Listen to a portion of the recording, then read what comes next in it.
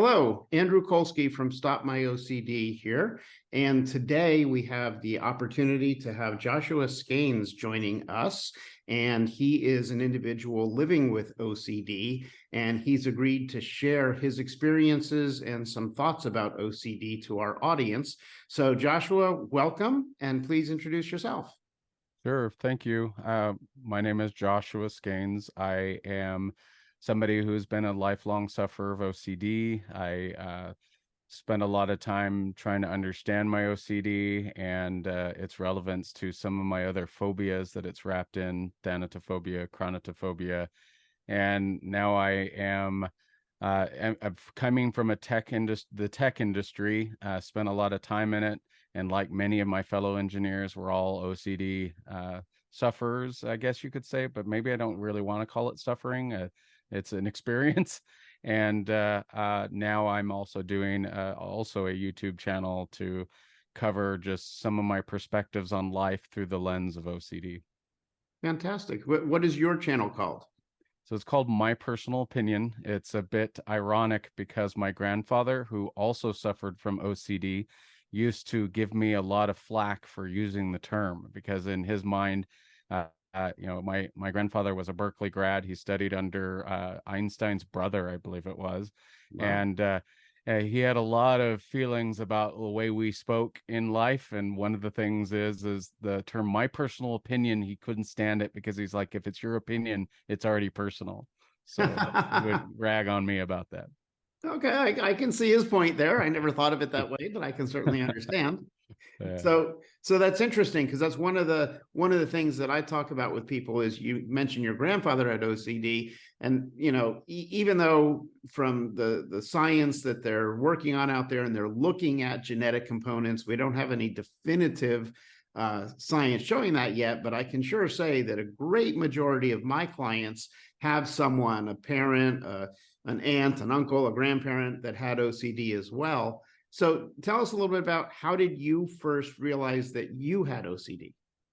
So for me, it was I first learned about thanatophobia, which is, for some people, it comes from the Greek god Thanos. It's about death, and it's the understanding or the fear that when you pass away, you cease to exist, and you'll never think or feel or anything ever again for all of eternity. And I couldn't get myself to break free of that, and that was the first time I started to see what the symptoms of my particular style of OCD is. My team, my medical team, and some of the research I've done, we kind of look at it as obsessive thought or thought-focused OCD. And the inability for me to break free of that, the need for my brain. You'll notice when I talk about this, I look at OCD as a separate component. I almost have three states. I have me, who, I don't know what to use the term soul or whatever you want, the thing looking out the eyes. I have the OCD monster who likes to control things, and then I have my brain. And a lot of times what I don't think people understand is that sometimes we get to watch our brain be controlled by the OCD monster and go through these thoughts and just process it. People say, well, stop thinking about that. Well, I couldn't stop thinking about that. And I kept watching my brain just process. And what I was noticing is that it was desperate for a absolute answer. And OCD seems to be a desire for absolutes, a desire to have a conclusive response. And as I was watching my brain process this information and wouldn't let go, I'm like, it's not going to help me to sit here and worry about, the end of life, especially when this started at 20, so I'm processing this and I didn't have a name for it for quite some time. And when it became a name, it was ironic. I was sitting and I was dealing with diabetes, which, by the way, it's one of the moments I say OCD saved me is I got obsessive about certain symptoms and went in and found out those symptoms were tied to diabetes. And of course, everybody says, don't ask Dr. Google. Well, I did. And I went to my doctor and they said, oh, you do have diabetes. I was actually diagnosed at 320 sugar level, And so anyway, I was sitting in the office and we were talking about that, and there were a bunch of pencils on a tray, and they were ground down to different sizes of sharpening levels, and I kept organizing it. And he'd already known I dealt with depression, and some of the thoughts were going through my head. And that's when he said, "It's time for you to go talk to a psychologist. I think you might have OCD." And so I went in, and they listened to me and said, "I'm going to tell you 1000%, you definitely have OCD without question." So, and then that's when I also learned my grandfather had it, because I took the symptoms I was understanding or reading about, including, I was immediately thrust the book Mind Lock, and, starting to really understand more about this. I talked to my grandfather, and he never got officially diagnosed, but you could tell he had every single symptom. And then just, then as I continue to develop my understanding of it, my son has it as well. So, I would argue there's definitely a lot of evidence for genetic components, but all that came together to really set me into a mode where initially I was like, should I fear this? And then I said, no, I shouldn't fear this. It's OCD. I just now understand what I have, and now I just need to learn how to work with it and make it go in the right direction. So, Wow. So it sounds like you mentioned that it was about 20 years old when you were diagnosed or became aware of it. But I'm curious, now that you know what you know, do you think that there were signs for you personally earlier, or did it just sort of come on at 20 years old? oh, I think a lot of it I had definitely as a child. I was bullied as a child. I was the nerd. I laugh when everybody talks about how much of a nerd they are. And I'm like, excuse me, I was a nerd when it was unpopular and we got beat up all the time.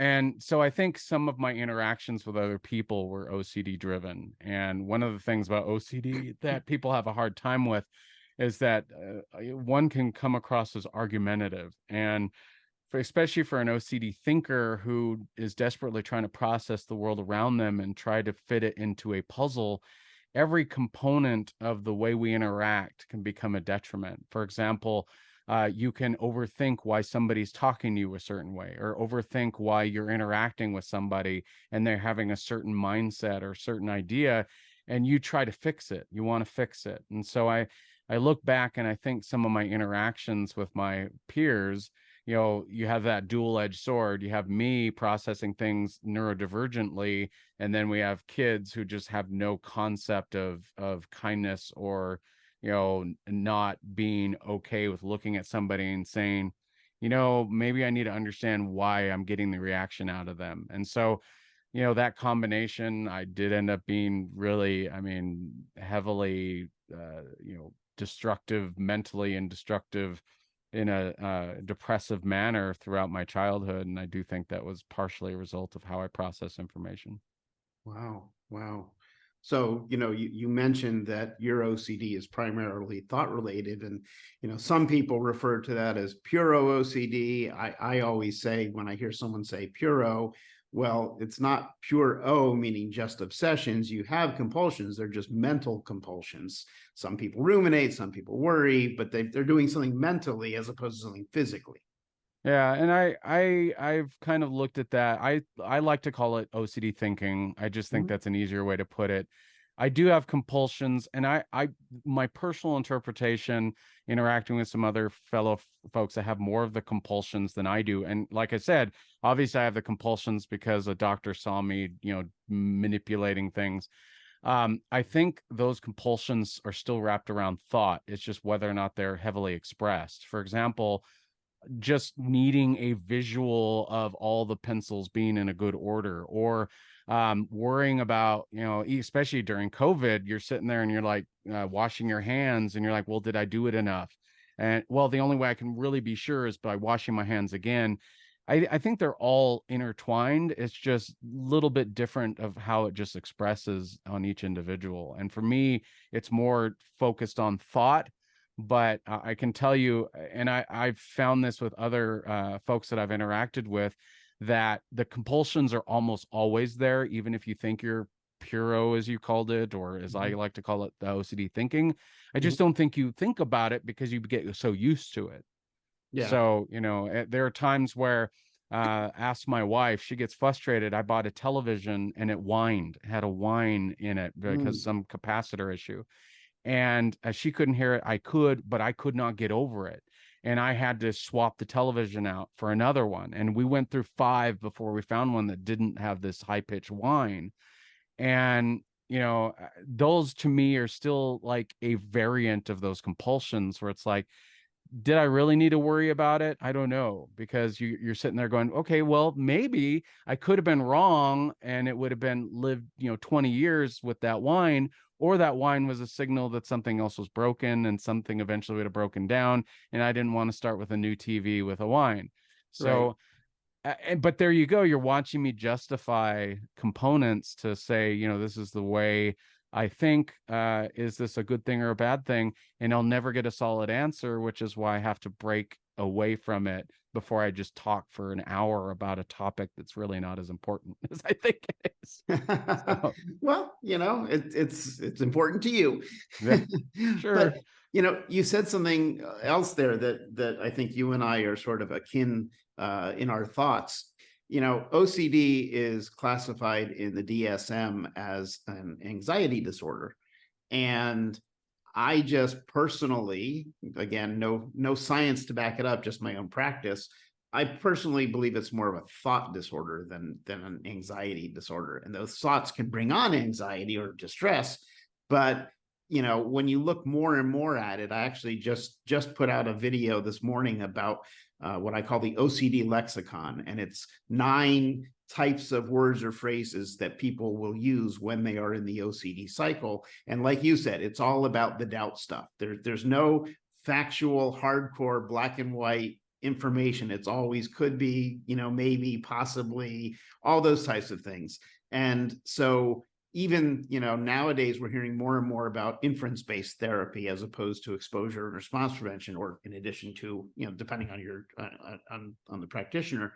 But inference-based is based upon thoughts as opposed to exposure. So it is a field that we're learning more about all the time. And there's just a lot of different views out there because we don't know enough about it. But it was interesting to hear you say that. So that raises my next question, which is, so once you found out that you had this going on, what did you do? How did you handle it?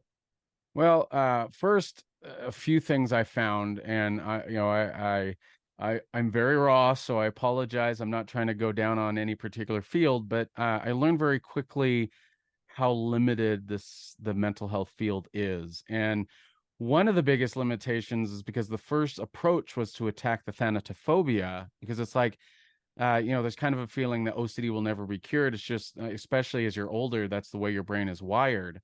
So it's like, okay, how can I instead of approaching it on the way my brain works, how do I get rid of the thing or one of the biggest things it likes to ruminate on? And I found that thanatophobia is it's the fear of fears. It's ultimately, theoretically, what all fears are based off. In other words, when you're afraid of a spider, you're not just afraid because it's a spider, you're afraid it will bite you and you'll die. Or, there's all this existential crisis wrapped around some of these things. I'm afraid of flying because I think it's going to crash and I'm going to die, even though statistically it's in your favor. That the industry turned around, and when I begged for help from, psychiatrists and psychologists, they're like, yeah, we want to help you. So we're going to approach the depression. We're going to approach the anxiety, but we can't really approach the thanatophobia for multiple reasons. First, it's you can't necessarily accept out of an NDE or something like that, which has theoretically cured some people. There's no way to really truly expose you. I'm not worried about, coffins. So you can't take me to a funeral, or you can't take me. Those don't trigger me. Matter of fact, there's very little that triggers me outside the thought of ceasing to exist, and you can't really expose me to lack of existence. I also found there's a lot of psychologists who will not admit it, but they suffer from thanatophobia too. So when they think about thanatophobia, they freak out and back up. And so, when I went to the industry, or the mental health world and asked for help, I ended up finding more help on Facebook. There's actually a very large thanatophobia group across the world, hundreds of people And a lot of them seem to be also undiagnosed OCD folks. Hmm. And so I think there's a huge correlation between thanatophobia and OCD. So understanding that, I still was like, okay, how do I get help? And a lot of it was, yeah, you're doing, cognitive behavioral therapies, you're doing a lot of talk therapies, but then, the psychiatric industry's immediate response is SSRIs or dopamine based chemicals. And I'm not so sure that an OCD mind is really helped by simply drowning it in serotonin. And I'd never experienced really complete disconnect from OCD or thanatophobia through that. Certainly it gave me a little bit of lack of empathy. I became, apathetic a little bit, but I also had to be careful there because I didn't want to become apathy, especially as I got married and had a kid, and the last thing I need is apathy from them. So I went down the SSRI tunnel, and I found out it just for me. And again, I'm not trying to scare people away from using SSRIs or things like Wellbutrin, which actually was more successful for me. But I just, for me, it was not. It just didn't go anywhere. The talk therapy helped, but it's more of just understanding there are more people than just me, which gives you a feeling of community, but it really didn't break the OCD mechanism that was spinning around in my head, if that makes sense. Yeah.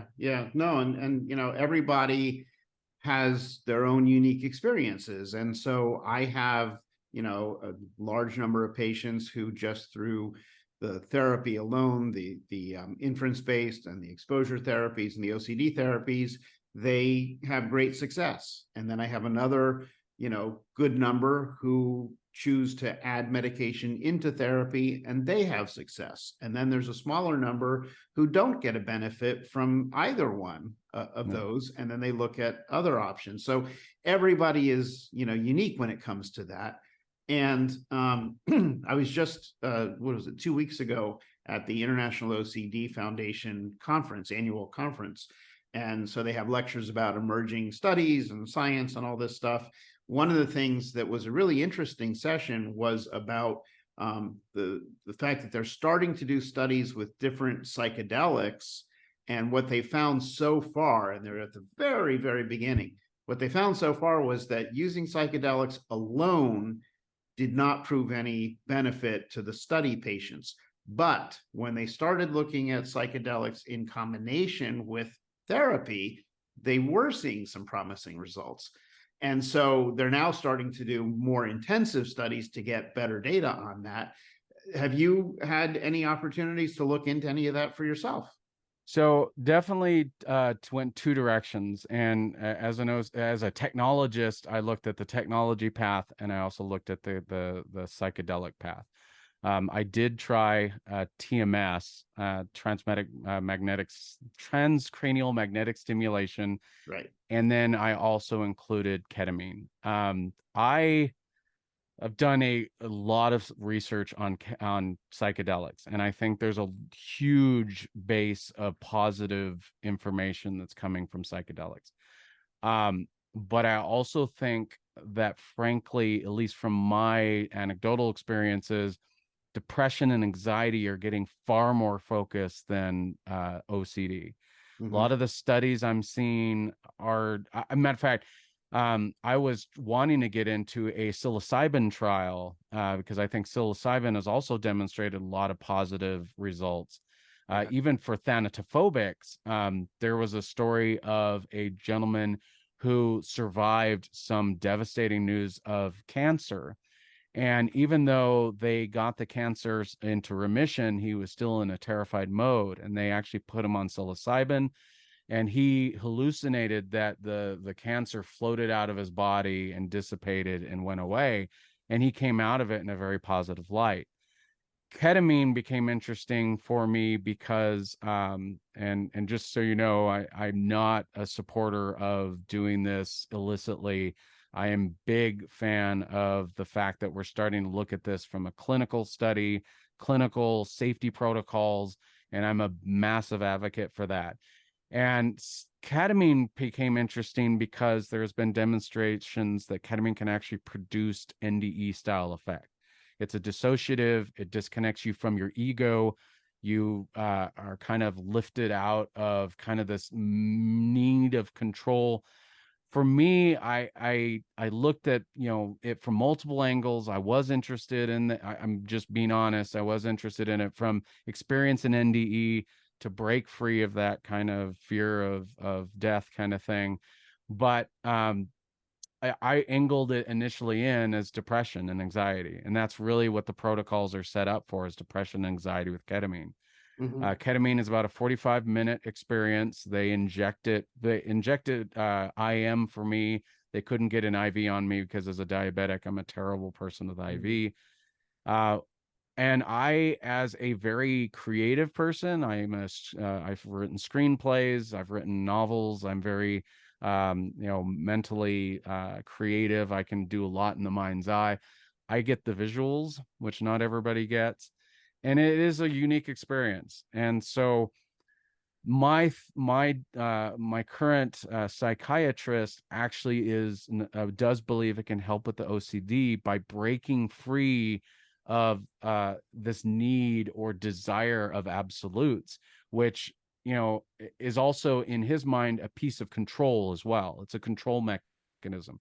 It controls you, and it's breaking by going through the psychedelic experience, which basically once you're in, you're in. I mean, that's the scariest part. You're having visuals, you're having emotions, you're having this experience that is fully controlled that you cannot break free of. Once you're in, and that's it.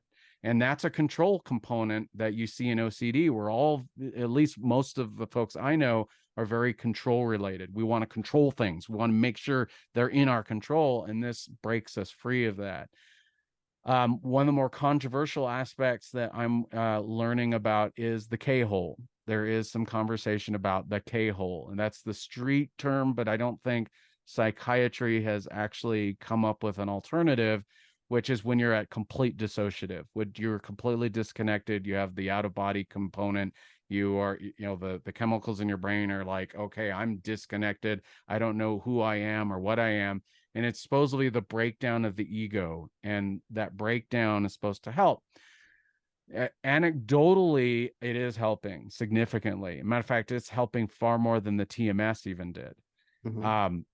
And so the hard part about it is, if somebody were to ask me, you know, what do you think? First, I'd say you need to talk to a psychiatrist or mental health professional, but to give it a try, because I think it's a dual-edged component. I think it's one, it's supposed to do something similar to TMS, which is to wake up parts of your brain that are somewhat dormant. Because the theory with TMS is that your brain under depression has huge dormant areas that TMS tries to wake up and use neuroplasticity to say, okay, brain, you can think differently. It's okay. There's more pathways that you can take. Ketamine is believed to do something similar, but it's more immediate. It's not, you know, sitting there with the woodpecker picking your brain with TMS for, you know, 36 sessions. I didn't get a huge response from, but the ketamine, just the first experience alone, I woke out of it and going, wow, okay, I can look at life a little bit differently. So long story short, that's my experience, but I do think we need far more research. I think that they need to be more open to OCD, because like I said, I was going to go into a study for psilocybin, and as soon as they found out how OCD, I was disqualified from the study, because they're so focused on depression and anxiety that they're not really focused on what it could do for OCD. So anecdotally, I can say I think it does help OCD patients, but I do definitely would support significantly more study on psychedelics and OCD directly, rather than just saying, okay, OCD patients are usually depressed and anxiety, so we're just going to focus on depression and anxiety. No, it needs to be a true study of OCD itself. Yeah, and you raise again a couple important things there, and I want to make sure I make a couple notes about some of them. You know, OCD, like you say, is certainly the redheaded stepchild, you know, when it comes to depression, anxiety, those are such common, more focused, more studied areas. Most practitioners, to be honest, all the practitioners that I've asked did not learn anything about OCD in school, whether they be a mental health counselor, whether they're a psychologist, whether they're a psychiatrist. It's just not taught. And I think it's a lot more common than we realize. And so I do even my own teaching for free. I teach therapists about OCD and what to look for and all that. The thing about psychedelics is it's an area that I think the medical industry in general is starting to look into for a wide variety of things. And luckily, it is now starting to be studied specifically for OCD. But I want to make a note to those people watching this episode, like you said, what we're talking about when we talk about psychedelics is very specific, controlled amounts and sources that are under a doctor's control, where you are in the office with the doctor using the substance based upon all of the proper protocols. This is not by any means an endorsement that you go out and obtain these substances other than from a doctor in a study. That leads to bad things. And we absolutely don't endorse that. If you don't mind me saying the big things, the big things to consider. One, everything is based on set and setting. You have to be in a right setting. Sitting in your home on your bed with heavy metal music actually can put you in really a bad mental state. Two, it's the source. I know situations personally of somebody who tried ketamine and was laced with another drug. Mm-hmm. And there's just these games that you don't want to play. And sorry to be aggressive on that, but I guess I'm saying I'm a huge supporter of psychedelics, but the reason all of us are so adamant about doing it the right way is there's so many dangers of this, because there are so many immoral, folks out there that could do something that would cause you harm and have no problem with doing it. So, and that's why I'm also a big advocate here in Utah. We are actually trying to push for psilocybin to be available. And we're specifically saying we don't want it so you can just go into your house and stone out. We want you to have it in a controlled research setting. And, I think that's a really important point. And I'm glad you bring that up too, because the more of the bad stuff that goes on, the more it restricts the good stuff. Because as people get hurt from doing it the wrong way, we suffer from wanting to do it the right way, because it scares legislators, it scares practitioners, it scares people to say, oh, I need to be afraid of this, I need to keep this away because somebody did something bad, if that makes sense. No, and I appreciate that.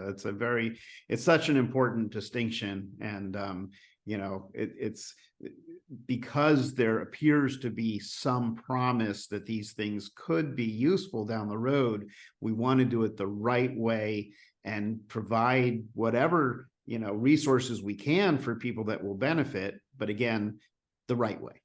Yep. So let me move on to a different question for you here. So you've been living with OCD, and you've been dealing with trying a lot of different things related to it. How, if at all, how has it impacted your life, your job? Tell me more about the day in the life of. So, it's, for the most part, it's okay. It doesn't affect me hugely from a normal day-to-day process, other than, of course, buying TVs. But, outside that, it is hard from a job perspective at times, because there are so many managers that are not equipped to handle OCD. There's a lot of managers that misinterpret, that don't want to take the time. Our society is heading in a direction that I think is a little disturbing. I've seen on LinkedIn, for example, a lot of people, big names too, talking about getting rid of the negative people in your life. And from an IT perspective, I do bring up the negative, because if somebody says, hey, we want to build an architecture for this new project and we want to do ABC, and if I come in and I give some possible ways that could go wrong, that's valuable information. But some people want to interpret that as, oh, you're being negative. No, I'm trying to show you, make sure we're all on board and we understand the risks and how we can avoid those risks. And, yes, I understand sometimes it could be catastrophizing. I could be freaking out. Trust me, if you want a whole episode on AI and OCD, oh my gosh, I could go on forever. I daily worry about the impact of AI on neurodivergency and companies going, instead of having this OCD person, I could just have this AI bot do the job. Mhm. But there is significant amount in this market of opportunity for employers to be better, and they claim they want to be better, but oftentimes I think mental health and neurodivergency gets so much lip service. People say, well, we want to be more diverse. Well, okay, there's certain categories that they really do try to push diversity in, but mental health kind of sits in a funky area.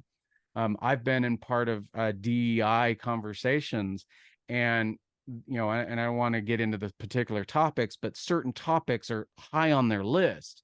Mhm. And I have to almost remind people sometimes, what about neurodivergency? Oh, yeah, neurodivergency. Mhm. It's like, we're here too, we want to Right. be a part of this conversation too. So, what really ends up happening is especially in a market right now where there's so many candidates out there, there's so many people vying for jobs, especially in the tech field. It's easy to say, yeah, okay, well, thanks, you're overqualified, or, you just don't fit our particular environment, especially if they can detect any type of way that you process information a little differently. Mhm. Most common way you'll see in interview cycles is, well, name a time that you had to fight for a particular project that everybody else didn't agree with. And if you word that just the wrong way, they go, wow, this guy, he overprocesses this stuff. But on the flip side, you can get people that really do turn around and say, well, I actually find value in the way you think, and I can use it to my advantage. And I'm okay with that. As somebody who wants to be employed and want to be productive, turning around and having somebody figure out how to use the way you think in a productive manner, I don't think is a bad thing. Mhm. So, I've had a few people who heard me talk and say, well, aren't you being used? And I say, yeah, aren't we all? I mean, that's the whole premise of being employed. So, from that perspective, on a day-to-day aspect, I don't see a lot of it until I look at maybe ways that I haven't been as successful as I could be in the workplace. It's why I'm considering starting my own business. It's why I started my own YouTube channel. But that in its own perspective, I'm learning a lot of things that I shouldn't do. For example, I watch my viewer count, and if it dips a little bit, I freak out. And there's the OCD go, oh, should I just stop? I give up. I'm not going to do this anymore. So, and doing videos can be exceptionally challenging because if I word it just wrong, I go initially, before I started doing a header and an intro and an outro, I used to go, welcome, this is my personal opinion. I'm JM, and these are certainly my opinions. If I didn't get it right, if I mix something up, I would always have to redo it. So um, there's like I said, there's so many positives and negatives in real life situations. Just real quick, I'll give you an easy example. Bought a Subaru Outback 2022. Thing had a horrible noise. Fought with the dealership saying there's a horrible noise. They said, no, there isn't. We fought back and forth forever. Finally, the manager got involved. We did a test drive. He said, what's that noise? I said, that's the noise I'm freaking out about. And come to find out, it was a transmission problem. And Subaru Oh. actually knew it was a transmission problem. So they replaced it, no cost. But, that's what I like to say, is that there are both positives and negatives in even a daily life aspect. And there are plenty of times it's got me out of trouble, but it's plenty of times it's got me in trouble. So, Mhm. Well, so I want to take a second and talk about that employment part. In other words, if someone watching this video is themselves a manager or supervisor, what tips do you have for them to be aware of, or how can they be better supportive of a neurodiverse employee? I think the biggest thing is just being transparent. Instead of, I don't want to use, I'll use it this way, is don't pout in the corner because you don't understand them. Don't pout in the corner and get mad at them, or march off and act like everything's okay, only to go badmouth them to your peers. when you look at somebody and you think negatively about an individual, maybe think about, maybe I'm not understanding how they're processing information, and sit down with them and work with them. Ask them, hey, how can I be a better advocate for you? Being a manager is not about the whips and chains and chaining you to a desk and beating you until you do the right thing. It's about working together as a team. And I think the biggest thing for any neurodiversity, whether it's autism, ADHD, any of them, I think it comes down to sitting down and saying, how could we work better? And that alone, I think, can set somebody into a different mood set where they're like, okay, this person, this manager really does want to be my advocate. Let's interact and be more honest and open. Make a person feel comfortable to be able to come to you. I did have moments of high anxiety during COVID. At my previous employer, we were all told immediately to lock down, and we were starting to work from home. And I was listening to the news talk about how diabetics were some of the first to die, kind of thing. And, this is spinning everything up. I think I did fairly good. Matter of fact, I was customer facing, and my customers all liked me. And yet the employer turned around and said, well, being successful customers is not being successful here. And you're like, well, what does that even mean? Don't use these obscure terminology. Don't, when I ended up getting gastric bypass, and I lost about 100 pounds. As soon as I came back from surgery, the first thing they did is demote me. Wow. And I'm like, why? Well, if I told you, it would be embarrassing. And I'm like, what does that even mean? Vagueness is the worst thing for an OCD person, because at the end of the day, we're going to fill in the blanks. And there's no way to stop that. That's just the way an OCD mind works. It says why. It's the old, somebody walks past you and doesn't acknowledge you or wave back at you. Well, is this person mad at me? Do they not like me? Do I have something on my shirt? Did I say something to offend? You're going to catastrophize, because you're going to say, I don't have enough information to come to some conclusion. Now I'm going to fill it with creative information. And I think a manager needs to understand that's what they're doing to an OCD person when they're not transparent, when they're not upfront, and when they're not giving accurate or concise information to know why things are happening or what's going in the right direction. Because at the end of the day, we're going to fill in the blanks, and they're not going to be the most positive of all the blanks. So because the OCD mind's protecting itself. It's like, okay, I need to protect myself for the worst case scenario, so I'm going to assume the worst case scenario. So, and I think that's a big thing.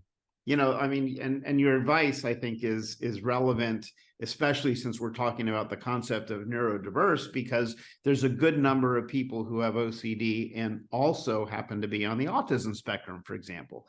And when you're dealing with someone like that, the way they think and the way they process information is different. And as long as you're aware of it and you know how to communicate, everything is fine. But if you don't know how to communicate, it can be very frustrating for both parties. So you raise a lot of good points. So one other question for you then.